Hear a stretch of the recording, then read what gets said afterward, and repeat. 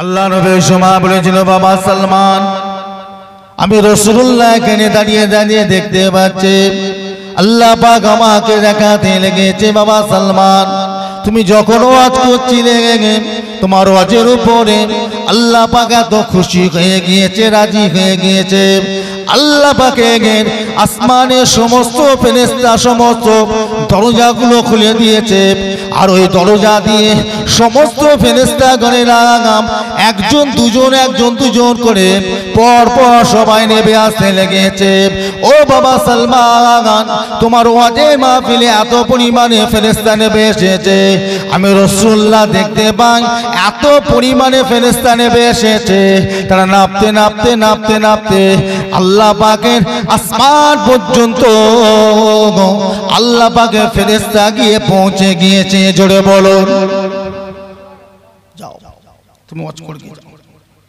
তাহলে আজকের এই মাহফিলে এর যে সম্মান আছে না নাই, এই কথা বলেন না কেন? হই হই করে ঘুরছেন, মাইকের আওয়াজ কানে যাচ্ছে না, কত ঘুরবে এইভাবে? কতদিন ঘুরবে? না চলবে কতদিন? চলে আসে, চলে আসে, এখনো সময় আছে। মানুষ হতে শিখে, মানুষ করে আল্লাহ পাঠিয়েছে, মানুষের মতো মানুষ হন, নামাজি তৈরি হন, আল্লাহ ওয়ালা তৈরি হন, নবী ওয়ালা তৈরি হন। আল্লাহর হাক্কানি উলামায়ে কিরাম, আল্লাহর হাফেজ বান্দা উলামায়ে কিরাম বান্দারা যেভাবে চলেছে সেইভাবে নিজেকে তৈরি করে। মরতে হবে ভাই, কবরে যেতে হবে, হুঁশ আনে, হুঁশ ফিরা যে আমাকে কবরে যেতে হবে, কবরে থাকতে হবে। কি করে থাকবো আল্লাহ? এতদিন কবরে থাকবো কি করে? যে কবরে নিয়ে মা খাদিজা কেঁদেছে, যে কবর নিয়ে আবু বকর সিদ্দিক কেঁদেছিলেন, যে কবরের কথা চিন্তা করে ওমর কাঁদলেন, উসমান কাঁদলেন, আলী কাঁদলেন, সে কবর আমরা থাকবো কি করে? আল্লাহ নবী বলেছিলেন, বাবা আমি দুনিয়াতে আল্লাহ পাক আমাকে সব দেখিয়ে দিয়েছি, জান্নাত জাহান্নাম, ফুলসিরাত, মিজান, হাউজে কাউসার, কবরও দেখিয়েছি। তবে আমি রাসূলুল্লাহর কাছে সবথেকে কঠিন জায়গা যেটা, সেটা হলো কবর। কোন জায়গার নাম বললেন? কবরের কথা নবী বললেন যে সবচেয়ে কঠিন জায়গা হলো আমার কাছে কি? কবর। তা সেই কবরে আমরা থাকবো কি করে? একটু চিন্তা করবেন না? ছোট হুজুর কেবলা 22 বছর দাদা হুজুর কেবলা ইবাদত করলে জঙ্গলে, আর ছোট হুজুর কেবলা করলে 18 বছর। একটু ছোট হুজুর কেবলার নামে মাসা পাশে আছে একটা, এইখানে ঢোকার মুখে ছোট হুজুর কেবলা 18 বছর জঙ্গলে ইবাদত করেছে। 18 বছর হুজুর ইন্তেকাল করবেন, বিছানার মধ্যে শুয়ে আছে, মেজে হুজুর কেবলা পাশে এসে বসে আছে। এই কথা ও কথা, এই কথা ও কথা, এই কথা ও কথা জিজ্ঞাসা করতে করতে হঠাৎ করে ছোট হুজুর কেবলা কেঁদে ফেললেন। তখন মেজে হুজুর জিজ্ঞাসা করলেন, জুলফিকার তুমি কাঁদছো কেন? কি হয়েছে তোমার? এই ছোট ভাই কি হয়েছে তোমার? বলে আমার একটা কথা মনে পড়ে গিয়েছে। কি কথা মনে পড়েছে বলো?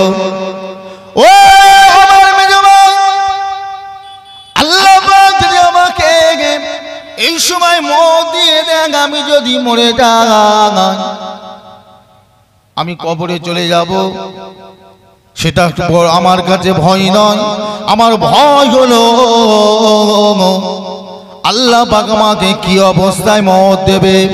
আপনি আমার জন্য দোয়া করেন, আল্লাহ পাক আমাকে যেন ঈমান আমানত খাতিমা বিল খায়রে নসিব করেন। জোরে বলুন সেই দোয়াটা করেন।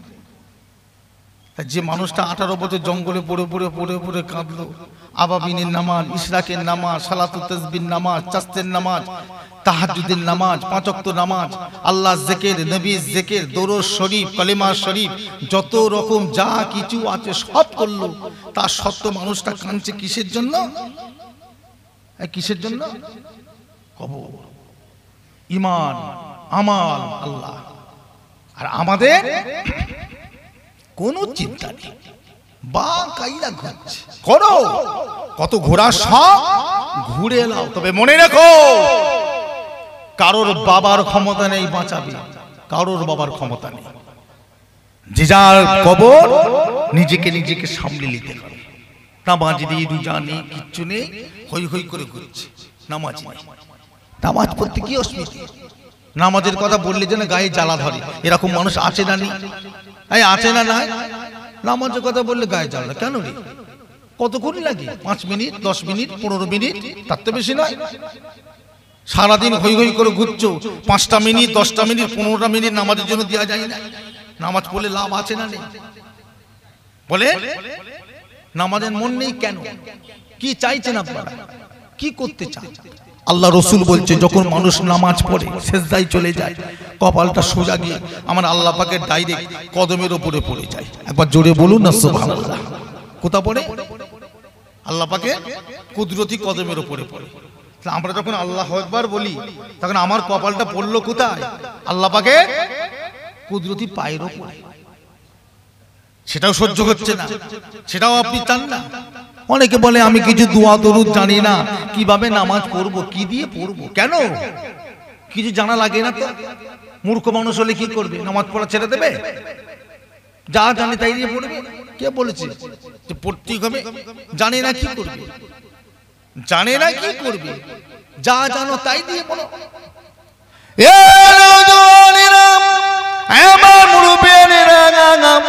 আল্লাহ নবী দিন ও দুনিয়া বাদশা বলেন, তোমরা যদি কিছু না জেনে থাকো, তোমরা যদি শুধু আল্লাহ একবার বলে নিয়ত করে দাঁড়িয়ে যাও, যদি কিছু জানা না থাকে ওই জায়গাটাই সুবহানাল্লাহ সুবহানাল্লাহ সুবহানাল্লাহ পড়ো। সেজদায় চলে যাও, রুকুতে চলে যাও, সুবহানাল্লাহ সুবহানাল্লাহ সুবহানাল্লাহ পড়ো। বৈঠকে বসে যদি আত্তাহিয়াত না জানো ওই জায়গাটাই সুবহানাল্লাহ সুবহানাল্লাহ সুবহানাল্লাহ সুবহানাল্লাহ পড়ো। ও ভাই জানেরা, আমার আপনার নবী বলে সালামটা বিনিয়ে নাও। এই নামাজটা মূর্খ বান্দা, অশিক্ষিত বান্দার জন্য আল্লাহ পাকের দরবারে কবুল হয়ে যাবে। কিন্তু পড়তে হবে, পড়তে হবে। কথা বুঝতে পেরেছি? তোমাকে ডাকছি, যাও না, ওই ডাকছো সেই থেকে ডাকছি, যাও। দরুদ শরীফ আল্লাহুম্মা সাল্লি আলা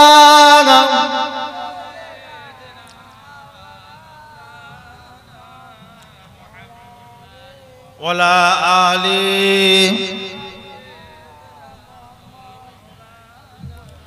আল্লাহুম্মা সাল্লি আলা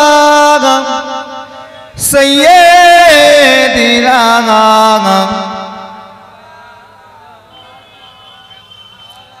ওয়ালা আলি সাইয়্যিদিনা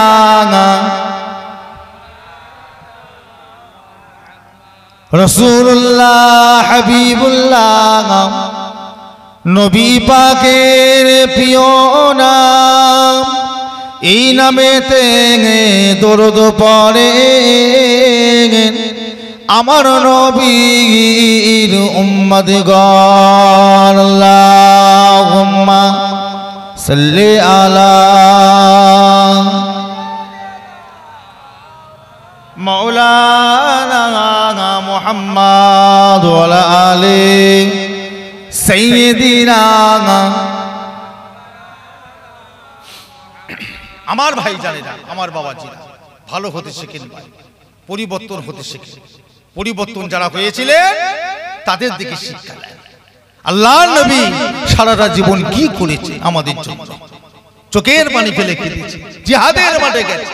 রাসূলুল্লাহ নিজে গেছে জিহাদের মাঠে, জোর করে কেঁদেছে। একদিন আল্লাহ নবী জিহাদের মাঠে যেতে পারলেন না, সাহাবাই কিরামদেরকে রেডি করে দিয়ে জিহাদের মাঠে পাঠিয়ে দিলেন, বাবা তোমরা যাও, আমি যেতে পারছি না, বয়স হয়ে গেছে।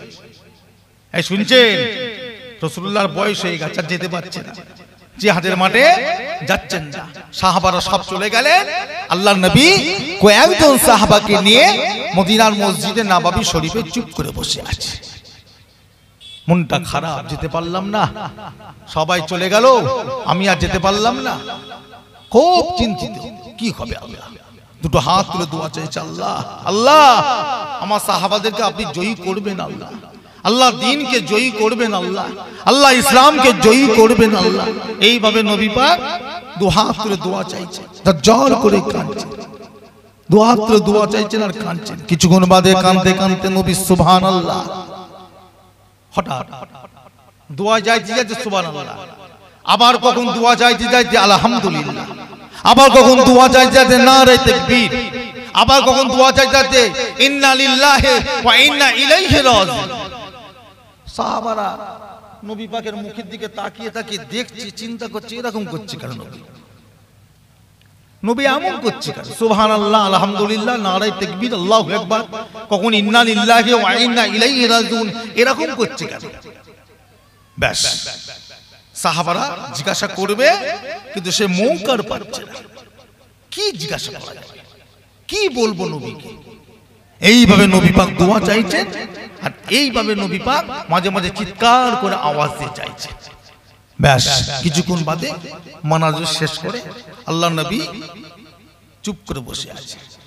পাশের একজন সাহাবা, ইয়া রাসূলুল্লাহ, আপনি মাঝে মাঝে সুবহানাল্লাহ বলছিলেন, আলহামদুলিল্লাহ বলছিলেন, নারায়ে তাকবীর দিচ্ছিলেন, ইন্না লিল্লাহি ওয়া ইন্না ইলাইহি রাজিউন বলছিলেন, ব্যাপারটা কি? ও আল্লাহ নবী দিন দুনিয়া বাদশাহ, আমার নবী জবাব দিয়েছে, আমার সাহাবা শুনে রেখে দাও, জেনে রেখে দাও বাবা, আমি রাসূলুল্লাহ যখন বসেছিলাম ওই সময় আল্লাহ পাক আমাকে দেখাতে লাগে, আমি জিহাদের মাঠে যাই না তো কি হয়েছে, আল্লাহ পাক আমাকে দেখাতে লেগেছে, আমি রাসূলুল্লাহ আমি দেখতে পাই বসে বসে আমার সাহাবারা যখন কাফেরদের মারছে, তখন আমি সুবহানাল্লাহ সুবহানাল্লাহ সুবহানাল্লাহ মাশাআল্লাহ মাশাআল্লাহ বলে দোয়া চাইছিলাম। ও বাবা সাহাবারা, আমার সাহাবারা যখন মানে আমার সাহাবারা যখন শহীদ হয়ে যায়, তখনই আমি রাসূলুল্লাহ বসে বসে এই জায়গায় বসে বসে ইন্না লিল্লাহি ওয়া ইন্না ইলাইহি রাজিউন বলে দোয়া চাইতে লাগলাম। এ নওজোয়ান যুবকরা, আল্লাহ নবী দিন দুনিয়া বাদশাহ আমার নবী পাক পাগলের মতো দুহাত তুলে কাঁদতে লাগলাম, পাক আল্লাহ পাক আমার যে সমস্ত সাহাবারা শহীদ হয়ে গিয়েছে তাদেরকে জান্নাতের উচ্চ মাকাম সম্মান দান করো, এইভাবে দোয়া চাইতে লাগলেন। নবী পাক বললেন, ও বাবা সাহাবারা, আমি রাসূলুল্লাহ দেখতে পাই আজকে যুদ্ধের মাঠে যে কজন সাহাবা শহীদ হয়েছে প্রত্যেক আল্লাহ পাক আমি রাসূলুল্লাহ সামনে জান্নাতে নিয়ে চলে গিয়েছে। শুধু তাই নয়, তারা জান্নাতে গিয়ে জান্নাতে ঘোরাফেরা করে, আল্লাহ পাক জান্নাতের একটা ডানা তাদের লাগিয়ে দিয়েছে, ওই ডানা দিয়ে তারা জান্নাতে উড়ে উড়ে ঘুরে ঘুরে বেড়ায়। আমি রাসূলুল্লাহ দেখি, আর ওই সমস্ত শহীদান সাহাবাগুলো আমি রাসূলুল্লাহ দিকে তাকিয়ে থাকে মুচকে মুচকে হাসতে থাকে। জোরে বলো, পারবে? নিজেদের জীবন দিয়ে দিয়েছে, ছেলে মেয়ে বিবি বাচ্চা বাপ মা শ্বশুর শাশুড়ি আত্মীয় স্বজন ঘর বাড়ি টাকা পয়সা ধন সম্পত্তি সব ছেড়ে দিয়েছে। লাগবে না, লাগবে না। কেন? আল্লাহকে খুশি করতে হবে, নবীকে খুশি করতে হবে, সব দিয়ে দিলে।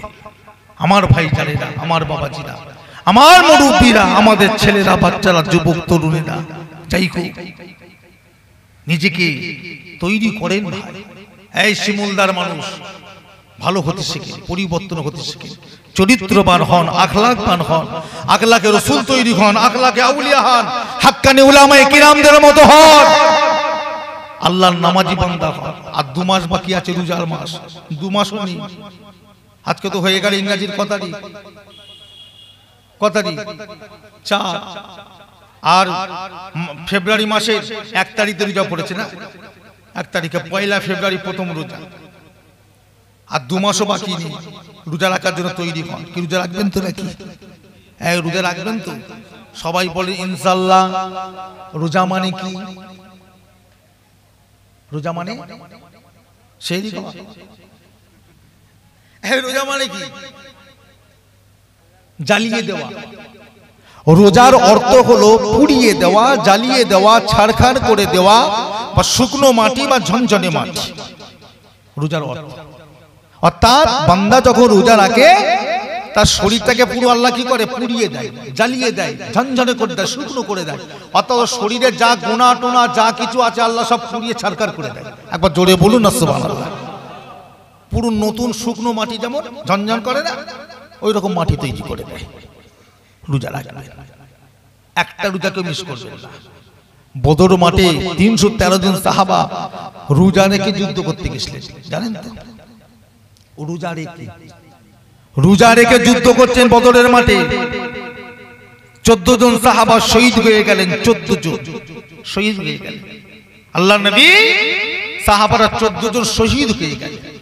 নবী পাক বলে, যাও প্রত্যেকটা লাশ আমার সামনে একটা একটা করে নিয়ে এসে একটা একটা করে রাখো। সব লাশ মোবারক গুলো নিয়ে এসে রাসূলুল্লাহর সামনে রাখা হলো। আল্লাহর নবী প্রত্যেকের মুখের দিকে তাকিয়েছে আর ঝরঝর করে কাঁদছে। এরকম আগে আগে আগে আগে যাচ্ছে। একজন সাহাবা হুজুর মাথার গোড়ায় গিয়ে দাঁড়িয়েছে। এই শোনেন, মাথার গোড়ায় গিয়ে দাঁড়িয়েছে।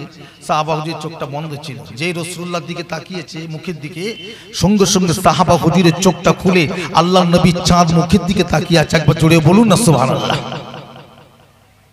যেই নবী পাকের দিকে তাকিয়েছে, নবীর দিকে সে তাকিয়ে আছে। সবাই তো অবাক, এটা হলো কি করে? যে মারা গেছে, যে শহীদ হয়ে গেছে, সে রাসূলুল্লাহর দিকে তাকালো কি করে? কিছুক্ষণ বাদে দেখছে তাই তো নয়, তো আরো অনেক কিছু দেখতে পাচ্ছে। কি? রাসূলুল্লাহ দেখছে এক পা দুপা মাথার দিকে আগিয়ে গেলে সাহাবা হুজুরের শরীরটা পুরো থরথর করে কাঁপছে। কাঁপতে কাঁপতে কাঁপতে কাঁপতে কাঁপতে কাঁপতে রাসূলুল্লাহ নূরের কদমের উপরে মাথা মোবারকটা উঠে গেছে। যেই উঠে গেছে নবী পাক আস্তে আস্তে আস্তে আস্তে সরে এলে মাথা কাঁপাটা বন্ধ হয়ে গেল। সাহাবারা তো অবাক হয়ে গেলেন, ব্যাপারটা কি? ব্যাপারটা কিছু বুঝতে পারলাম না তো, এরকম হলো কেন? মাথাটা কাঁপছে, আর যেই নবী পাকের নূরের কদমে ঠেকেছে মাথা কাঁপাটা বন্ধ হয়ে গেল। এর ব্যাপারটা কি? নিশ্চয়ই কিছু ব্যাপার আছে।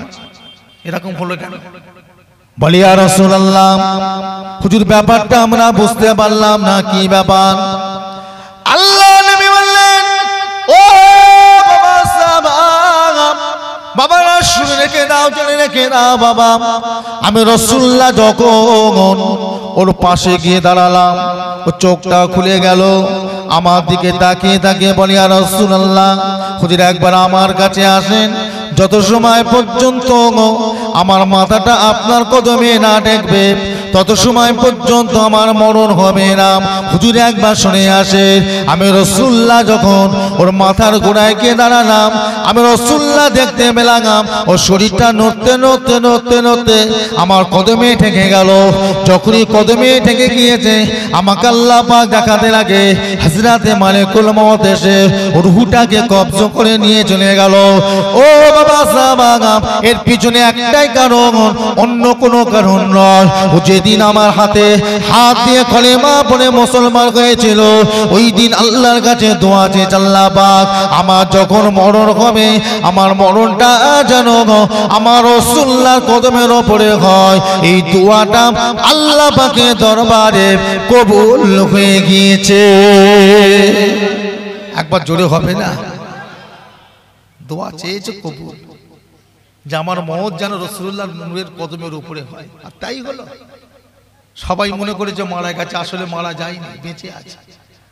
আমার ভাই জানেরা, আমার বাবাজিরা, আমার মুরব্বীরা, নবীর আশেক যারা, নবীর যারা পাগল, তার নবীকে পেয়েছে, মরে যাবার পরও পেয়েছে, শেষ হয়ে গেছে, তাও আল্লাহ তাদেরকে রেখে দিয়েছে। কে বলেছে রাখি? হ্যাঁ, ভালো হতে শেখে, পরিবর্তন হন, চরিত্রবান হন, আখলাকবান হন, আখলাকে রাসূল তৈরি হন, আখলাকে আউলিয়া হন, হাক্কানি উলামায়ে কিরামদের মতো হন, নামাজীদের মতো হন। আল্লাহ পাক দিন ও দুনিয়ায় সব জায়গায় আমার আল্লাহ আপনাকে সম্মান দান করবে। সবাই বলুন ইনশাআল্লাহ। একবার জোরে বলুন ইনশাআল্লাহ। আমার ভাই জানেরা, যাই হোক রাত্রিরে 11টা বাজতে যাচ্ছে, আর বেশি লম্বা চওড়া করব না, মুখতাসার করছি। দোয়া করবে যারা দূরে আছে, দূরে আছে, আস্তে আস্তে সবাই কাছে সরে আসেন, তো সবাই কাছে সরে আসেন, একটু উঠে দাঁড়ান, নবীর উপর সালাম পড়বো, সব একটু কাছে কাছে সরে আসেন, সব কাছে কাছে সরে আসেন, তো সামনের দিকে সরে আসেন, সবাই উঠে দাঁড়ান। ইয়া নবী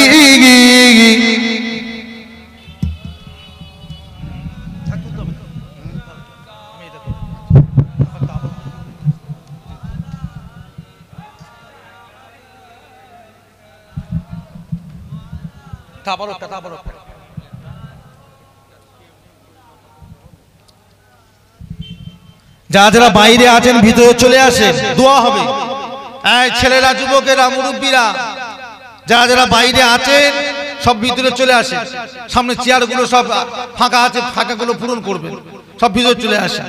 তালা আল বাদরু আলাইনা মিন সানিয়াতিল বিদাই ওয়াজাবা শুকরু আলাইনা মাদা লিল্লাহ হেদাই ইয়া নবী ইয়া রাসূল ইয়া হাবিব সালাম। জিবরাইল দিলেন যে আওয়াজ, খুলে দাও আসমান আনের দোয়ার, এসেছেন নবী ঈদের সারদার করিতে আল্লাহ আরো দিদার। ইয়া নবী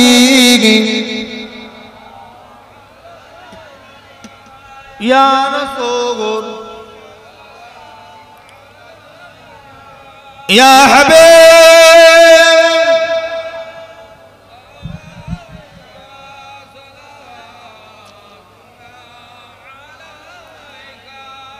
নবীজির আব্বা আব্দুল্লাহ, নবীজির আম্মা আমেনা, নবীজির দুধমা হালিমা, নবীজির রওজা সোনার মদিনা।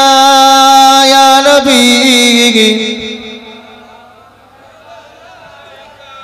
ইয়া রাসূল ইয়া হাবিব সালাম সালাম। বালাগাল উলা বিকামালিহি কাশাফাদ দুজা বিজামালিহি।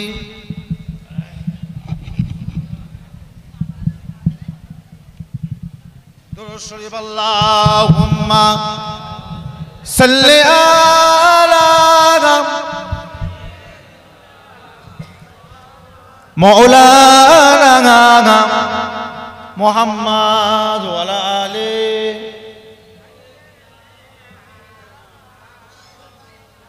কই শুনেন না, কই তারপর কাঁদছে, তারপর কাঁদছে তো না, আমি বললাম তো বেশি কিছু করবো না, আমি বলে এসছি। আমার ভাই জানেরা, আমার বাবাজিরা, আমার মুরব্বীরা, আমাদের ছেলেরা, যুবকেরা,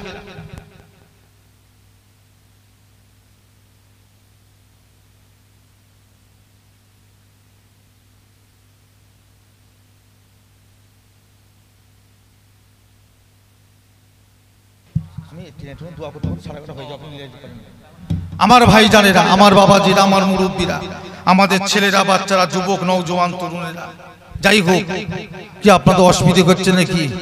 আগে জোরে সোরে তাকবীর দেন, নারে তাকবীর, জান করে তাকবীর দেন, নারে তাকবীর, নারে তাকবীর। আলহামদুলিল্লাহ, আলহামদুলিল্লাহ, আলহামদুলিল্লাহ। যাক, আজকে 2 দিন ব্যাপী না, আচ্ছা কদিন ব্যাপী? 4 দিন চলছে। আমাকে তো কালকে ফোন করলো যে কিরাত প্রতিযোগিতা শুরু হচ্ছে। ও আর তার আগে 2 দিন হয়ে গেছে। ও আজকে 4 দিন ব্যাপী আমাদের আজাদ ক্লাব, আমাদের আজাদ ক্লাবের পরিচালনায় বিরাট আজ সংস্কৃতি এবং ওয়াজের মাহফিল আল্লাহ করালে। আবার আল্লাহ পাক বেঁচে থাকলে আবার 1 বছর পর যদি বেঁচে থাকে, আর যদি মরে যায় জীবনের শেষ জলসা হয়ে গেল, হয়ে গেল। আর আল্লাহ বাঁচিয়ে রাখেন, যাই হোক ভাই জানেরা, আমার বাবাজিরা, আমার মুরব্বীরা, আমাদের ছেলেরা, বাচ্চারা, মুরব্বীরা, আমার মায়েরা, বোনেরা ভালো হতে শেখেন, পরিবর্তন হতে শেখেন। আল্লাহ আল্লাহ রসুলকে নিজের ইয়াদের মধ্যে, নিজের ইমানের মধ্যে, নিজের খৌফের মধ্যে, ভালোবাসার মধ্যে রাখতে চেষ্টা করেন। এদিক ওদিক করবেন না, এদিক ওদিক করবেন না। বুঝতে পেরেছেন? ফুরফুরা শরীফের মুজাদ্দিদুজ্জামান, কুতুবুল আলাম, আমিরুশ শরিয়াত, দাদা হুজুর পীর কেবলা ও রাহমাতুল্লাহ আলাইহির মহাব্বতের মানুষ আমরা। কি কথা ঠিক না ভুল বলছি? দাদা হুজুর কেবলাকে মজবুত করে ধরে থাকবেন, ছাড়বেন না, ছাড়বেন না। কথা বুঝতে পেরেছেন? দাদা হুজুর কেবলাকে ছাড়বেন না। কিছু বলছি,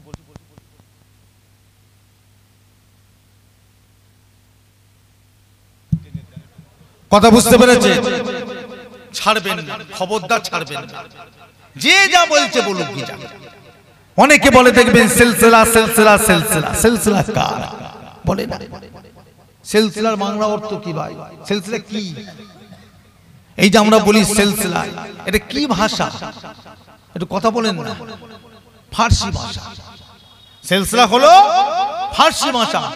বাংলা অর্থ হলো চেন, শিকল, ধাপে ধাপ, পরস্পর, একের পর এক। সিলসিলা। কথা বুঝতে পেরেছেন? এই সিলসিলা কার? জোরে বলে। সিলসিলা কার? নবীর সিলসিলা, দাদা হুজুরের নয়। দাদা হুজুরের নয়। কে বলেছে দাদা হুজুরের সিলসিলা? দাদা হুজুরের সিলসিলা নয়, আল্লাহ রসুলের সিলসিলা। দাদা হুজুর কেবলাকে আল্লাহ দায়িত্ব দিয়েছে। হ্যাঁ, দায়িত্ব দিয়েছে। সিলসিলা দাদা হুজুরের নয়। দাদা হুজুর হলে সিলসিলার গোলাম, আর আমরা হচ্ছে গোলামের বাচ্চা গোলাম। কি কথা ঠিক না ভুল বলছি? দাদা হুজুর হলেন সিলসিলার গোলাম, আর আমরা হলাম গোলামের বাচ্চা, গোলামের বাচ্চা গোলাম। সিলসিলা দাদা হুজুরের নয়। যদি বলেন কেন, তাহলে আমরা সিলসিলায় ফুরফুরা বলি কেন? না, আমরা সবাই দাদা পীরের ওসিলাতে ফুরফুরা চিনিছি। দাদা পীরের ওসিলায় ফুরফুরা চিনিছি, সিলসিলা চিনিছি। ওই জন্য সিলসিলায় ফুরফুরাকে আমরা সবাই সিলসিলায় ফুরফুরা শরীফ বলি। তা সিলসিলাটা নবী পাকের হলো কি করে, এটা জানা দরকার আছে না নাই? জানা দরকার নেই। কি করে হলো দাদা হুজুর নবী পাকের? তবে শোনেন, এই যে শিমুলদা গ্রামে আজকে এই যে আলোগুলো জ্বলছে, আলো, আচ্ছা গ্রামে কি আলো তৈরি হয়? কারেন্ট চলো, কোথা তৈরি হয়? কথা বলেন না। পাওয়ার হাউস জ্বলছে কোথায়? জ্বলছে কোথায়? শিমুলদা গ্রামে, তাই না? এই কারেন্টটাকে দিল কে? ওই পোস্টটা দিয়েছে কে? ওই পোস্টে কারেন্ট দিয়েছে কে? ওই পোস্টটা ওকে দিয়েছে। ওই পোস্টটা কারেন্ট দিল কে? ওই পোস্টটা ওকে দিয়েছে। ঠিক এই রকম আমরা ফুরফুরা শরীফের দাদা হুজুর কেবলার যে কোনো একটা আওলাদের হাতে হাত রেখেছি আমরা, তাই না? তিনি কার হাতে হাত রেখেছে? দাদা হুজুরের হাত। তিনি তার কার হাত রেখেছে? সুফি ফাতি আলী ওয়াইসি হুজুরের হাত। ফাতি আলী ওয়াইসি হুজুর কার হাত রেখেছেন? হযরত নূর মোহাম্মদ নিজামপুরি রহমাতুল্লাহ আলাইহির হাত। নূর মোহাম্মদ নিজামপুরি হুজুর কার হাতে রেখেছে? হযরত আপনার শাহ ওলিউল্লাহ মুহাদ্দিস দেহলভী রহমাতুল্লাহ আলাইহি, আব্দুল হক মুহাদ্দিস দেহলভী রহমাতুল্লাহ আলাইহি। একের পর এক চলে যান, দেখবেন 27 নম্বরে গিয়ে সালমান ফার্সি হুজুরের হাত। সালমান ফার্সি হুজুরের হাতটা কার হাত? না আবু বকর সিদ্দিকের হাত। আবু বকর সিদ্দিকের হাতটা কার হাত? না স্বয়ং আল্লাহ রাসূলের নূরের হাত। একবার জোরে বলুন। এইটার নামই হচ্ছে সিলসিলা। বুঝে গেছে তো? সিলসিলা কারো ব্যক্তিগত সিলসিলা নয়, কারো তৈরি সিলসিলা নয়। যাই হোক ভাইজান, মুখতাসার সময়, শেষ সময় দোয়া করবে। দোয়া করবে না কেন? আমি আগে এসে বলেছি আমার শরীরটা একটু খারাপ। কথা বুঝেছেন না? শুধু ভাইয়ের জলসা ছিল, ভাই বাংলাদেশে থাকার কারণে আমাকে আসতে হলো, এসেছি। দোয়া হবে এখন, দোয়ার সাথে সাথে তাবারুকও দেওয়া হবে। সকলে যারা চুপ করে বসে আছে, চুপ করে বসে না থেকে 11 বার দরুদ শরীফ, সূরা ফাতিহা শরীফ 7 বার, সূরা ইখলাস শরীফ 7 বার তিলাওয়াত করেন, দোয়া হবে। সবাই পড়ে নেন, চুপ করে কেউ বসে থাকবেন না, সবাই তিলাওয়াত করেন। কেউ চুপ করে বসে থাকবেন না, সবাই পড়ে। যারা জানেন না বসে বসে সুবহানাল্লাহ সুবহানাল্লাহ সুবহানাল্লাহ সুবহানাল্লাহ পড়তে থাকে। বলছি তারপর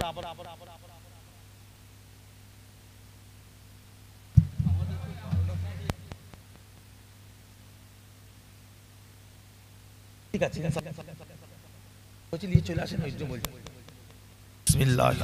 সবাই পড়ে, চুপ করে কেউ বসে থাকবেন না, কেউ চুপ করে বসে থাকবেন, সবাই তিলাওয়াত করে। আমার ভাই জানেরা, বাবাজিরা, সৎভাবে হকের ওপরে, শরীয়তের ওপরে, দ্বীনের ওপরে, আল্লাহ আল্লাহ রাসূলের কথা মেনে চলবার চেষ্টা করবে, ভুল চলবে না। যারা নবীকে মহাব্বত করেছিলেন তাদের দিকে শিক্ষা নেন, তাদের দিকে তাকান। নবীকে মহাব্বত করছিলেন কারা? আল্লাহ নবীকে মহাব্বত করেছিলেন আল্লাহ নবীর একজন অন্ধবিশ্বাসী সাহাবা ছিলেন, যার নাম হচ্ছে হযরত ওয়াইস কুরুনি রাদিয়াল্লাহু তাআলা। জীবনও কোনোদিন আমার নবীকে চোখে দেখি না, কি কথা ঠিক না? কথা বলবেন তো?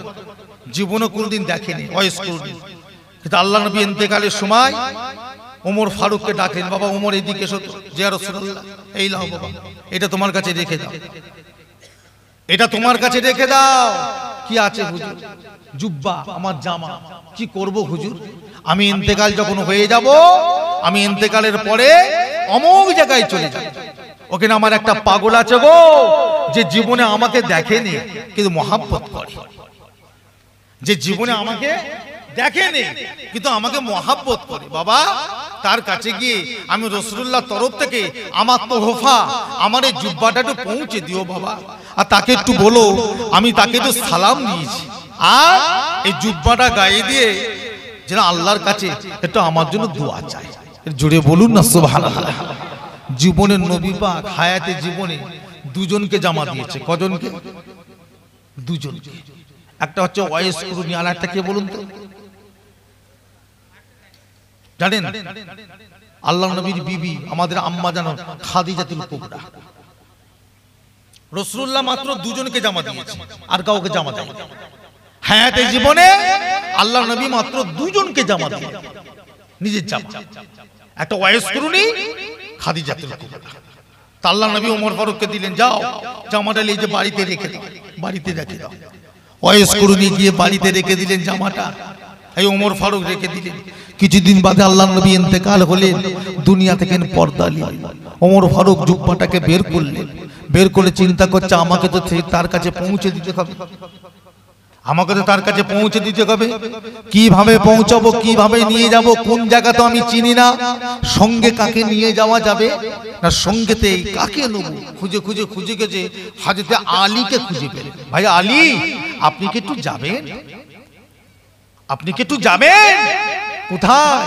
চলেন না ভাই, এই ব্যাপার, একটু আমার সাথে চলেন না ভাই, একটু জুব্বাটা দিয়ে আসি ভাই, চলেন না ভাই, চলে। দুজনে গল্প করতে করতে হেঁটে হেঁটে যাচ্ছে, গিয়ে ঠিক গ্রামেই পৌঁছে গেছে।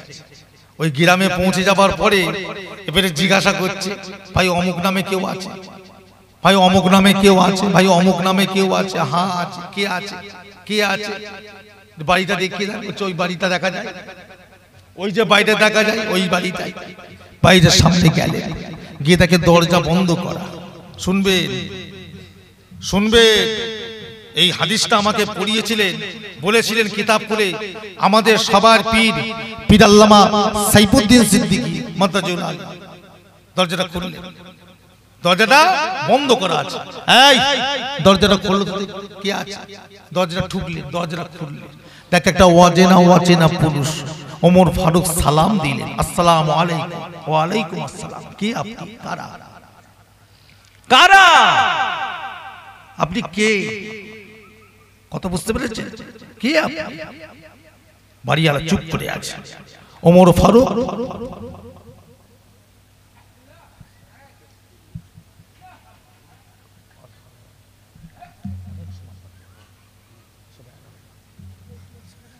কথা বুঝেছেন? এবারে